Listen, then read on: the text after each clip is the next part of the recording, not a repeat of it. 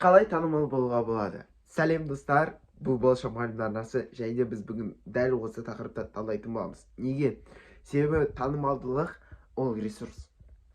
Әрине, оны көздеуге болмайды. Яғни оны өмірінің бір мақсаты ретінде қоюға болмайды. Бірақ сені алдағы таңда проекттерді орындауға, алдағы таңда әлемге жақсы жағынан ықпал беруге бұл өте қатты көмектеседі. Ендеше бүгін дәл осыны талқылаймыз. Бастамас бұрын міндетті түрде арнаға тіркеліп кетіңіздер, лайк басып кетіңіздер, комментария өздеріңіздің ойларыңызды, лайкаттарыңызды жазып кетіңіздер. Бұл видеоны достарыңызға таратыңыздар. Олар да сіздермен бірге танымал болғай. Ендеше кетті достар, бастаймыз. Сонымен, қалай танымал болуға болады? Өте оңай. Қазіргі таңда бұл жағдай өте оңай. Қалай? Қазір ақпаратты заманда өмір сүріп жатырмыз.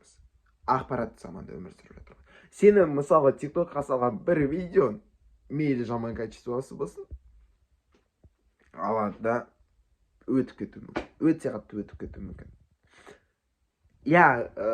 Алгоритм бойынша айтқан кезде, мысалы, Инстаграмға, Ютубқа видеолар салған кезде олардың сапасы жақсы болу керек, және де жақсы нәрсе болу керек. Бірақ көптеген жерлерде сен жай ғана кез салған бір видео шығарып жіберуі мүмкін. Аздаған уақыттың ішінде егер де біз алса, Хабилем, тағы да басқа да блогерлар бар, әлемге танымал болған.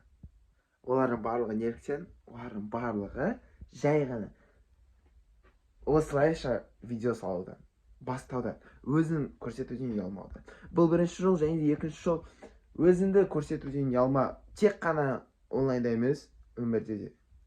Түрлі жерлерге бар, түрлі жарыстарға қатыс, түрлі іс-шараларда бол. Осылардың бүкілін қолдансаң, сен танымал боласың.